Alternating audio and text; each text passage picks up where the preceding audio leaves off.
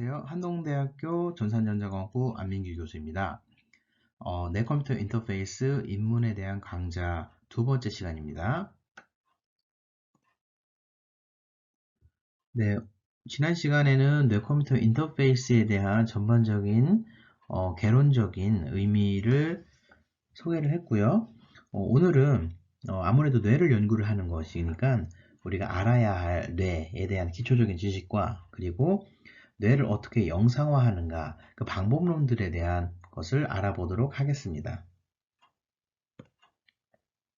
네, 먼저 뇌에 대해서 한번 알아보도록 하겠습니다.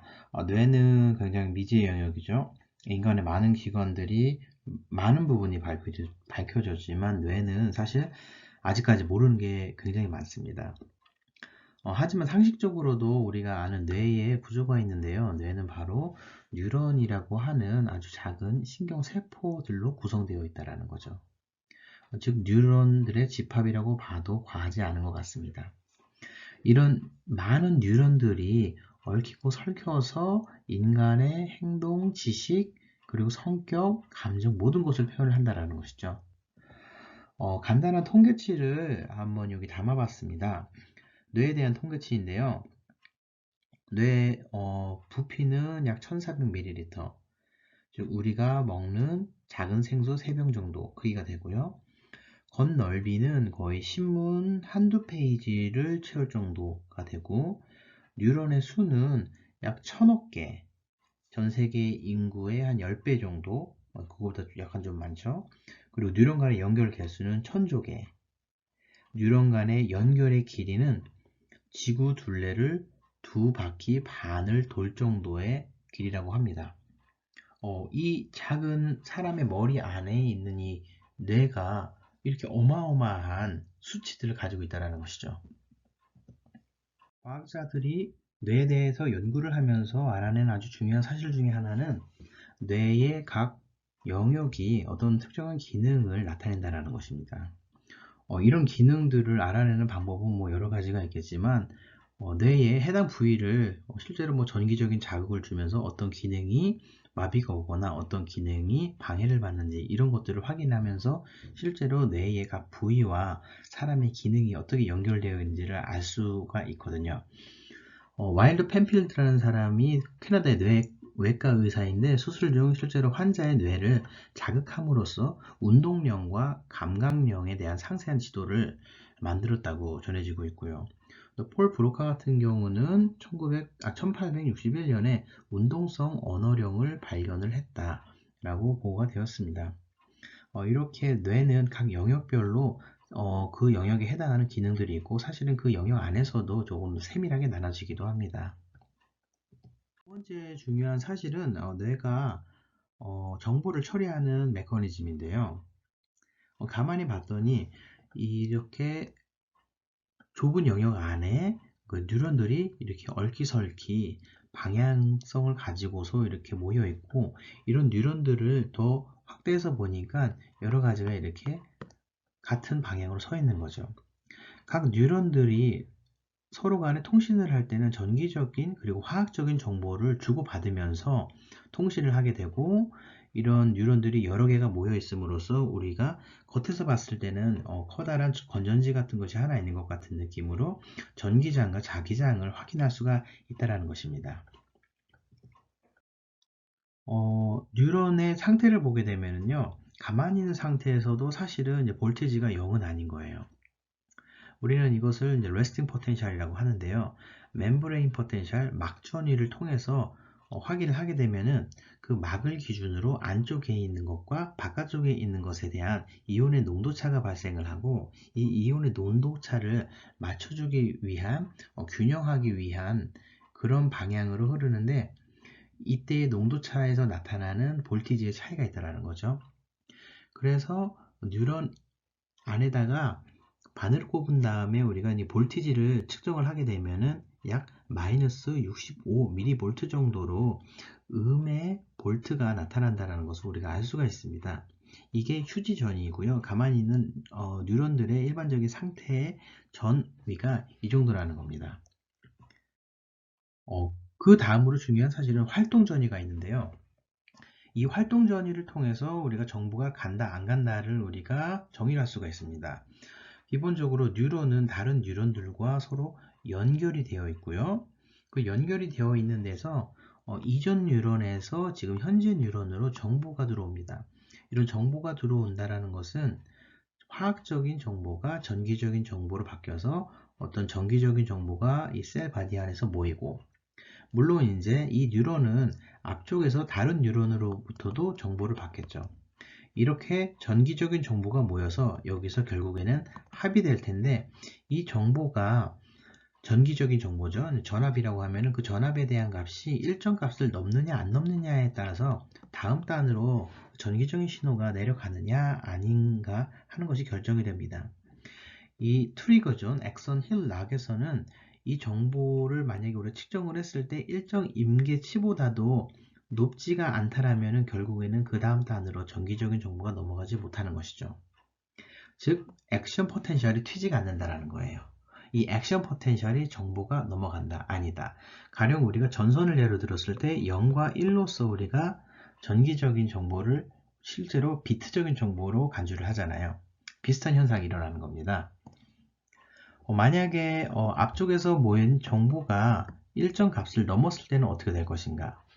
예, 바늘을 여기다 꼽았을 때는 이 정도 정보가 나타나고 여기다 꼽았을 때는 약간은 줄어들고요. 그 다음에 이제 이 힐락에다가 꼽았을 때는 약간 줄어들었지만 그럼에도 불구하고 일정 임계점을 넘어서 전압이 형성되었기 때문에 그 다음 단으로 정보가 넘어간다 라고 볼 수가 있는 것이거든요. 이때는 우리가 액션 포텐셜, 즉 활동 전이가 발생을 했다 라고 합니다. 그럼 이 정보를 우리가 측정을 한다라면은 오케이, 앞선 뉴런과 다음 뉴런이 통신을 하는가, 정보가 전달이 됐는가 아닌가를 우리가 확인할 수가 있는 것이죠. 네, 이렇게 뇌는 뉴런이라는 신경세포로 구성되어 있고요. 뉴런들은 서로 전기적, 화학적인 신호를 주고받는다는 것이 알려졌습니다. 즉 많은 신호가 셀바디에 모이고 일정 임계점을 넘기게 되면 액선 힐락에서부터 다음 뉴런으로 정보들이 전달이 되는 것이죠. 이것을 결국에는 컴퓨테이셔널하게 모델링을 하면은 인공신경망이라는 것으로 우리가 구성을 할 수가 있겠죠.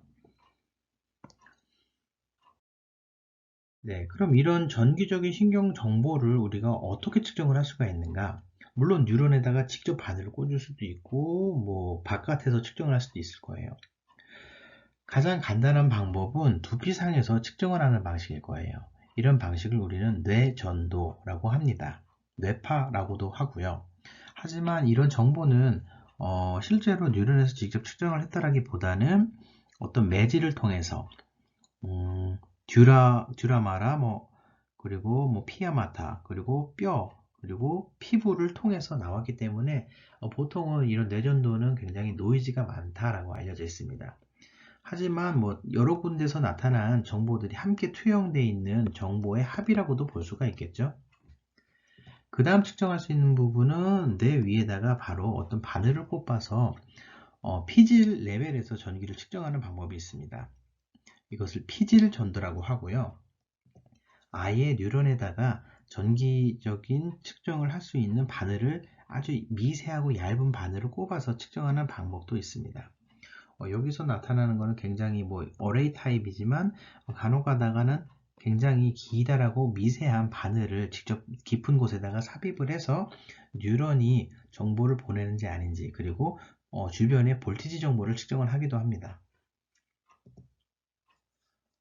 뇌에다가 직접 바늘을 꽂게 되면은 뉴런의 스파이크, 즉 액션 포텐셜을 띄는 정보를 좀 우리가 확인할 수가 있는데요. 인터넷을 찾아보니까 CBS 뉴스에서 이런 영상을 올렸더라고요. 그래서 제가 한번 이해를 돕기 위해서 가져와 봤습니다. 지금 여기 있는 여자분이 머리에다가 전극을 넣고 그 다음에 전선을 통해서 외부랑 그 신호를 받도록 통신을 만든 것 같습니다. 그 다음에 지금 사진을 보게 되면은 지금 여기 신호가 지금 측정이 되고 있죠. 뇌에서부터. 네. 네, 이렇게 측정이 되고요. 오른쪽에는 이 왼쪽에 있는 이 위로 팍팍 튀는 이 정보들을 굉장히 줌인해서 보는 장면이라고 보시면 되겠습니다. 이해를 돕기 위해서 제가 다른 사진을 지금 가져왔습니다. 신호를 측정하는 방법은 다양하게 있는데 뭐 엑스트라셀룰러로 측정하거나 인트라셀룰러로 측정을 하거나 직접 바늘을 꼽아가지고 우리가 신경세포에다가 꼽으면은 그 안쪽에서부터 이렇게 깨끗하게 액션 포텐셜에 팍팍 튀는 정보를 얻을 수가 있을 거예요. 그것에 대한 사이즈가 대략 이렇게 나타나네요. 한 0.3mV 정도. 예. 근데 만약에 바깥에서 측정을 한다. 바깥에서 측정을 한다 하면 엑스트라 셀룰라죠. 그때는 좀 노이즈가 들어가 있지만 그럼에도 불구하고 이렇게 팍팍 튀는 액션 포텐셜 정보를 그대로 우리가 볼 수가 있고요. 조금 더 큰 전극을 이용을 하면은 주변에 있는 전이장에 대한 크기를 측정을 할 수가 있고요. 그것을 우리는 local field potential이라고 합니다. 그래서 local field potential을 보면은 일반적인 뇌파와 같은 이런 파형이고요. 하지만 여기서도 팍팍 튀는 정보는 여전히 우리가 확인은 가능합니다.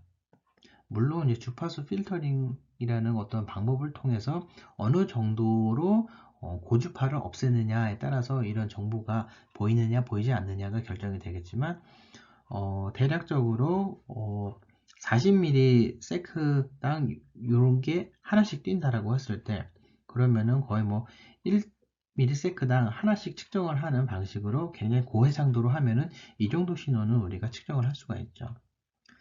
다음으로는 우리가 이제 코르텍스, 즉 이제 피질에서 측정을 하면은 이렇게 조금 더 깨끗한 신호를 얻을 수가 있고요. 예, 이코 같이 조금 더 깨끗하죠. 그 다음에는 이제 두피에서 측정을 한다라고 하면은 이렇게 굉장히 신호의 세기도 작고 노이즈도 많이 단 정보를 얻게 됩니다. 하지만 이제 EEG만의 장점은 있죠. 아무래도 이제 수술을 하지 않아도 된다라는 그런 장점이 있으니까요. 이렇게 전기적인 신호는 우리가 직접 뇌 안에서 그리고 뇌 바깥에서 그리고 스쿨 바깥에 즉 두피에서도 우리가 측정을 할 수가 있습니다. 뇌 전도를 측정을 해서 보고를 한 사람이 한스 베르커라는 사람이라고 했었고요. 이런 두피 뇌파는 사실은 굉장히 유용합니다. 우리가 측정을 하기 편하거든요. 일반적으로는 연구용 장비를 활용을 하면은 이렇게 측정을 할 수가 있고요. 최근에는 다양한 폴로브라는 장비들이 많이 나와서 이렇게도 측정을 할 수가 있습니다. 조금 더 간편하죠. 사용하기도 편하고 미적으로도 그렇게 볼썽사납지도 않고요. 네, 뇌파를 측정을 해서 발견만 해서 끝난 것은 아니고요. 사실은 뇌파를 봤더니 이 뇌파의 어떤 형태에 따라서 우리의 몸, 정신의 상태가 좀 어느 정도 예측이 가능하다라는 것이 또 발견했던 건데요. 실제로 이제 우리의 뇌파를 측정을 하게 되면 이런 식으로 다양한 형태로 우리가 구분을 할 수가 있고요. 그 각각의 상태들이 실제로 우리가 느끼는 이런 상태랑도 연관이 되어 있다는 게 밝혀져 있습니다. 뭐 흥분을 했을 때, 그리고 수면 중에 혼수 상태일 때는 이렇게 더 느리게 흐르는 파형들이 있구나라는 것이 보고가 됐습니다. 앞서 말한 뇌파를 우리가 어떻게 분석을 하느냐? 현대공학에서 굉장히 중요한 방법 중에 하나가 바로 이 프레 트랜스폼인데요. 뇌파도 이런 프레 트랜스폼을 통해서 우리가 사실은 다양한 신호로 우리가 분류를 할 수가 있습니다. 그렇게 분류를 한 신호들을 사람의 뇌파에서는 우리가 이름을 이렇게 지었는데요. 뭐 예를 들어서 델타파, 세타파, 알파파, 베타파, 감마파. 각 파형마다 후레 변화를 통해서 얻을 수 있는 주파수 대역이라는 게 있습니다. 쉽게 말하면 이 4Hz라는 것은 1초에 4번 진동하는 파형이고요. 30Hz라는 것은 1초에 30번 진동을 하는 파형이라고 보시면 됩니다. 그래서 1초에 30번 진동을 하기 때문에 이 델타파보다는 여기 있는 베타파가 더 오밀조밀하고 더 빠르게 움직이는 것처럼 보이죠. 연구를 해봤더니 이런 각 파형들이 다양한 특징과 관련이 있다라고 알려져 있고요. 뭐 졸리거나 깊은 명상 시에는 세타파가 많이 나온다. 그리고 편안한 상태에는 알파파가 나타나고 각성을 했거나 다양한 어떤 고도의 인지작용을 할 때는 베타파 혹은 감마파가 주로 많이 나온다라는 것이 일반적으로 알려져 있습니다. 하지만 물론 각 작업 그리고 중요한 어떤 상태, 디테일한 상태 들에 대해서는 어떤 뇌파가 어떻게 표현되는지, 어느 영역에서 나타나는지는 조금 더 이제 자세한 설명들 그리고 연구가 좀 더 필요합니다. 네, 지금까지는 전기적인 신호를 측정하는 방법에 대해서만 이야기를 했는데요. 사실은 뇌는 굉장히 복잡하고 뉴런들도 그런 신경세포들이 활동을 하려면은 영양분과 산소 같은 것들도 필요하거든요. 이런 것들을 이용을 해서 얻는 정보들도 우리가 굉장히 유용하게 활용할 수가 있는데요. 다양한 것들이 있습니다. 전기적인 신호를 측정을 할 수가 있기 때문에 물론 자기장이 존재를 하겠죠. 이 자기장, 미세한 자기장을 측정하는 에미지라는 방식도 있고요. 그리고 이제 헤모글로빈의 농도를 측정을 할 수 있는 널스라는 방식, 그리고 수소를 이용을 해서 그 수소의 농도를 측정할 수 있는 MRI라는 방식도 있습니다. 뇌자도는 마그네토엔세팔로그래피 MEG이고요. 전기적인 특성을 측정할 수가 있다면 자기장이 흐르기 때문에 우리가 자기적인 것도 측정할 수 있지 않을까. 여기에는 굉장히 크고 비싼 장비가 필요합니다. 먼저 이제 스퀴드라는 이런 센서가 필요하고요. 이런 센서를 통해서 자기적인 정보를 측정을 하게 되는데요. 이때 이 안을 아주 저온으로 유지를 시켜줘야 되기 때문에 보통 헬리움 가스가 들어가게 됩니다. 그리고 이제 외부로부터 느껴지는 자기적인 속성들, 자기장을 변화시키는 그런 요인들을 차단해 주어야 하기 때문에 보통 MEG는 차폐실이라는 곳 안에서 이렇게 측정이 됩니다. 그리고 굉장히 크기도 커요. 머리가 이렇게 들어가 있고 그 안에서 두부에서 나타나는 자기장을 측정하는 센서가 있는 거죠. 다음으로는 자기공명 영상 MRI가 있고요. MRI 같은 경우에는 구조적인 정보를 알려줍니다. 인체에 많은 것 중에 하나는 물이고요. 물 안에는 수소가 있는데요. 이 수소를 일렬로 정렬을 시킨 다음에 어떤 라디오 프리퀀시를 주어서 에너지에 대한 흡수량 방출량을 계산을 해서 물이 어디에 많은가 이런 정도를 확인을 해서 구조적인 뇌의 정보를 얻을 수 있는 게 자기공명 영상 방식입니다. 물론 이걸 이용을 하면은 몸의 다른 부분들도 다른 부위에 대한 구조적인 영상을 알 수가 있죠.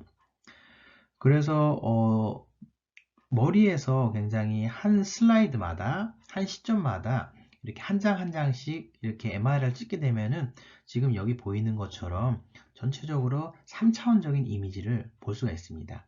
뼈가 보이고 그리고 피부가 어디인지를 알 수가 있고 그 다음에 뇌가 어디인지를 대략적으로 가늠할 수가 있는 거죠. 그리고 뇌 안에 있는 구조적인 정보들도 함께 확인할 수가 있습니다. 최근에는 이런 뉴스도 있었더라고요. MRI 발명하신 노벨상 받은 맨스필드가 별세를 하셨다. 굉장히 MRI 개발에 크게 기여하신 분이시고요. 노벨 생리의학상을 받으셨죠.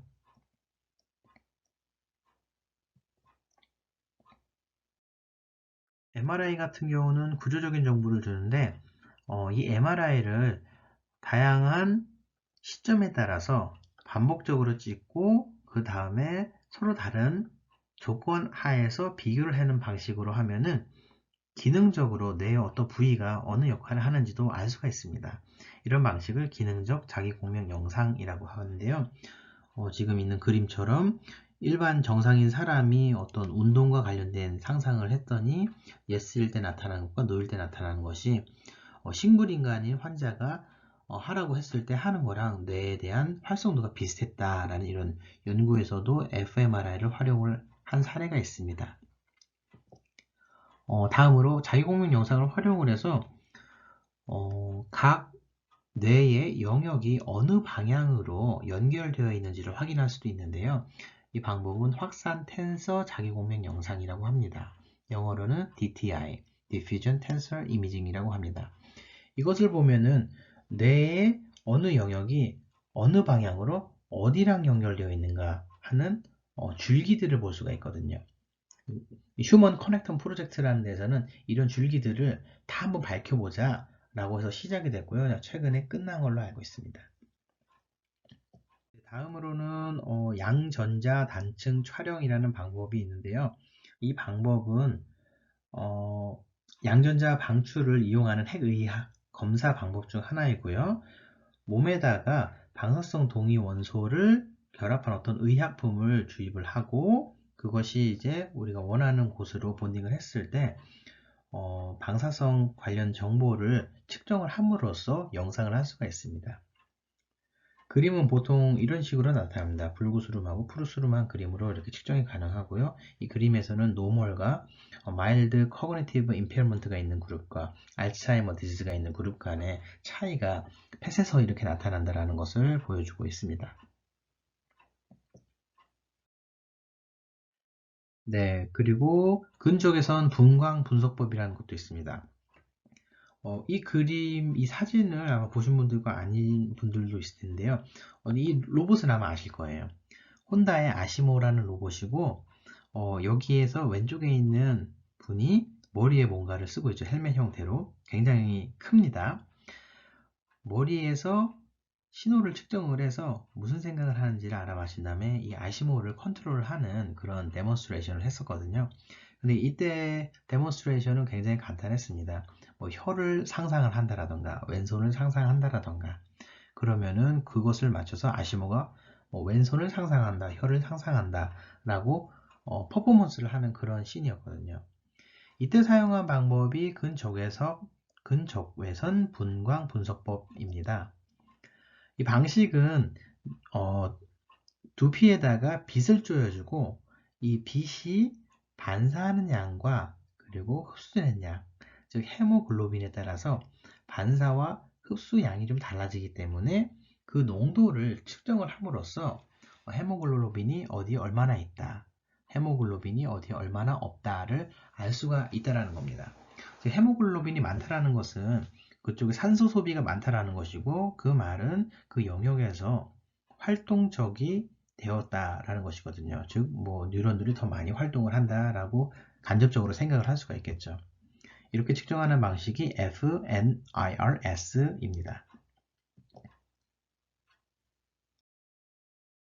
네, 지금까지 다양한 방식을 알아봤는데요. 이런 방식에 따라서 장단점이 분명히 있습니다. 예를 들어서 머리에다가 직접 꼽아가지고 하는 전기적인 신호를 측정을 하면은 너무 제일 신호도 좋고 빨리빨리 측정을 할 수가 있겠죠. 어, 이런 장비들을 비교를 할 때 주로 우리가 확인을 하는 것이 템포럴 레졸루션과 이제 스페셜 레졸루션인데요. 그러니까 시간 분해능, 얼마나 짧은 시간을 측정할 수가 있느냐, 그리고 공간 분해능, 얼마나 세밀한 영역을 확인할 수가 있느냐. 마이크로어레이 같은 경우에는 그게 좀 가능한데요. 물론 이제 위로 올라갈수록 EEG, MEG는 빠른 시간 안에서 볼 수는 있지만 좀 공간 분해능은 조금 떨어진다라는 것이 있고요. fMRI 같은 경우에는 공간 분해능은 조금 더 좋고 하지만 시간 분해능은 좀 떨어지고 이런 장단점들이 있고요. 물론 이제 마이크로 어레이를 쓰면은 좋긴 하겠지만 이것의 최대한 단점은 머리를 여는 수술을 해야 된다는 것이겠죠. 최근에는 침습으로 이렇게 연구를 할 수도 있지만 비침습하는 방식도 많이 연구가 되는 것 같습니다. 이 테이블에서는 EEG부터 널스, fMRI 각 방식에 따라서 어떤 특성을 가지고 있는지를 보여주고 있는데요. 직접적인 방식인지 간접적인 방식인지 그리고 폴업을 한지 아닌지 EEG 같은 경우는 그래 폴업을 하죠. 가지고 다닐 수가 있다는 것이고요. 이제 이 콕도 어느 정도 가능하다. 그리고 intracortical neuron recording도 마찬가지고 이제 널스도 마찬가지로 폴업을 하고요. fMRI 혹은 MEG 같은 이런 거대한 장비를 들고 다닐 수는 없잖아요. 하지만 폴업을 하다 하더라도 난 인베이시브냐, 인베이시브냐에 따라서는 좀 이제 의미가 좀 달라지겠죠. 그래 보면은 EEG랑 널스 같은 경우는 폴업을 하면서 난 인베이시브 하기 때문에 최근에 연구에서는 많이 활용이 되는 추세입니다. 내전도 측정 장비가 사실은 연구용뿐만 아니라 엔터테인먼트용이라던가 일반인들도 구할 수 있는 용도로 많이 나와 있습니다. 2014년 자료이기는 하지만 가격적인 면이라던가 이제 와이어리스인지 뭐 샘플링 레이션 얼마인지 채널의 개수는 얼마나 되는지에 대한 것을 조사를 했는데요. 대략 한 200에서 많으면 한 $300 정도, 한 30만 원 정도 되겠죠. 그 정도 선에서 가격이 구성되어 있고요. 많은 경우에 무선을 지원을 합니다. 지금 여기 있는 것들은 이제 일반인들이 좀 활용을 할 수 있을 만한 저가에 그리고 이제 사용하기 편한 그런 장비들이고요. 단점은 이런 장비들은 좀 채널 수가 적죠. 그리고 뭐 샘플링 레이스는 사실 어느 정도 의미 있는 정보를 추출하기에는 충분한 샘플링 레이스를 지원을 합니다. 네, 뇌전도를 측정하는 방법에는 두피에다가 뇌전극을 붙이고 혹은 모자를 쓰는 형태 이런 식이 있습니다. 지금과 같이 이렇게 모자를 쓰는 형태가 아무래도 좀 수월한 형태이고요. 이런 방식으로 측정을 할 때는 전도성 물질인 젤을 주입을 해야 돼요. 왜냐하면 전극과 두피 사이에 약간의 갭이 있고 그 사이를 통해서 전기적인 신호가 측정이 돼야 하기 때문에 이런 것들을 주입을 해줍니다. 물론 단점은 매번 실험을 하고 나서는 혹은 BCI 애플리케이션을 사용하고 나서는 머리를 감아야 되겠죠.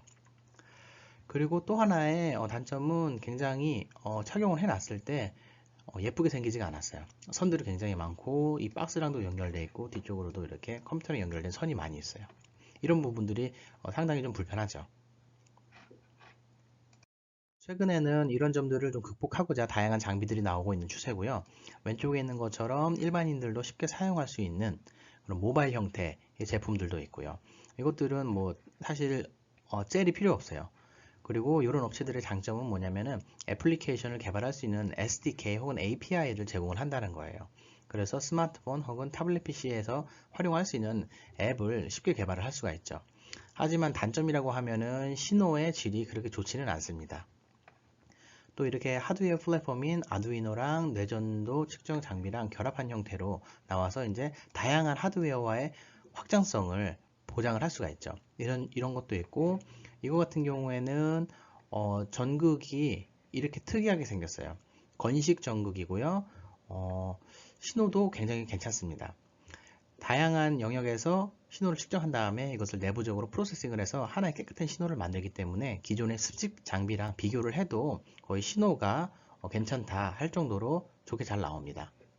물론 이제 어떤 걸 활용을 하느냐 이거는 여러분들의 연구 목적에 맞게 고르셔야 되겠죠. 어쩌면은 이렇게 하이브리드 방식으로 뇌전도랑 널스랑 같이 측정이 필요할 수도 있고요. 어쩌면은 가상현실, 증강현실 애플리케이션을 만드신다면은 이렇게 한꺼번에 풀셋으로 나온 장비를 활용하는 것도 좋을 것 같습니다. 그리고 최근에는 이렇게 기존의 HMD를 그대로 활용을 하여서 뇌파 전극이 달린 마스크만 부착을 하는 형태로 활용을 해보자 라는 이런 저가형 뇌파 전극 시스템도 나와 있습니다. 가격도 사실은 3, 40만 원 밖에 안 해요. 네, 그럼 앞으로는 어떤 방향으로 뇌파 시스템이 발전을 할 것인가? 인터넷에 있는 일러스트레이션을 하나 가지고 와봤는데요. 간단하죠. 마치 애플 장비들이 간단하면서도 잘 워킹을 하는 것과 같이 간단하고 부착도 편해요. 물론 이렇게 되지는 않겠지만 앞으로의 방향은 더 신호의 퀄리티는 더 좋고 착용하기는 편하고 보기에도 나쁘지 않은 그런 방향으로 개발이 되지 않을까 예측을 해봅니다. 네, 여기까지 뇌컴퓨터 인터페이스 입문 두 번째 강좌 뇌와 뇌 영상 기법에 대한 강의를 하였습니다. 이상으로 마치겠습니다. 감사합니다.